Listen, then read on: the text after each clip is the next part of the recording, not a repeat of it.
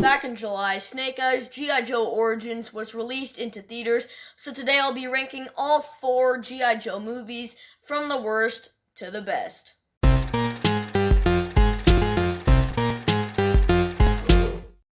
Hello everybody, welcome back to another video. My name is Gabriel and I love to rank movies.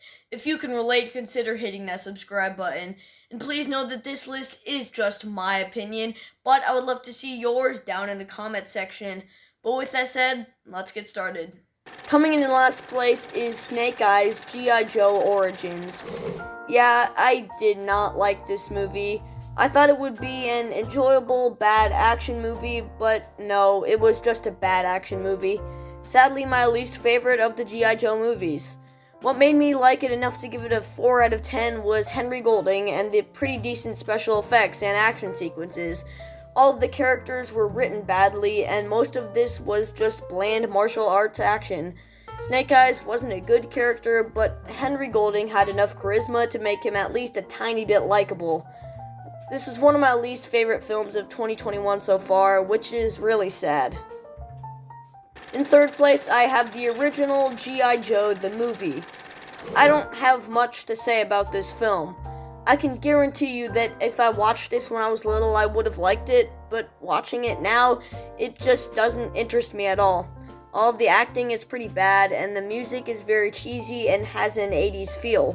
The animation is really bad for 1987, but this was a low-budget film, so I guess I should have expected that. I've never watched the G.I. Joe TV show, played with any of the toys, or seriously had anything to do with G.I. Joe whatsoever until now, and I don't think I like it. You can tell this movie is trying to be emotional and exciting, yet it fails at basically everything it tries to do. It wants to have cool one-liners, but it just comes off as cringy. The only thing redeeming it a tiny bit is that it's kind of enjoyable. It isn't boring, at least. That's about it for this one. I just don't know what to say about this film. I watched it, and I didn't like it. That's pretty much it. My number 2 is G.I. Joe, The Rise of Cobra. I went into this thinking it was going to be bad, and even though I did kind of like some of the movie, a lot of it was unfortunately bad. It has a pretty decent cast of Dennis Quaid, Channing Tatum, and Joseph Gordon-Levitt, but their performances were pretty one-noted, and by the way they delivered the dialogue, it sounded like they didn't want to be in the film, which I can understand because this movie doesn't have a very good script. This movie is trying to be the next big action franchise like the Avengers, and while it does have some pretty good CGI at times, and does have some pretty good-looking slow-mo shots, it definitely isn't good enough to become that. It was mostly just a generic superhero-esque action film that's very forgettable, but does have several good moments. Those moments were pretty enjoyable, so that makes me like this film a little bit more. But in first place is G.I. Joe Retaliation. Believe it or not, I was actually looking forward to watching this film because it had Bruce Willis and Dwayne Johnson.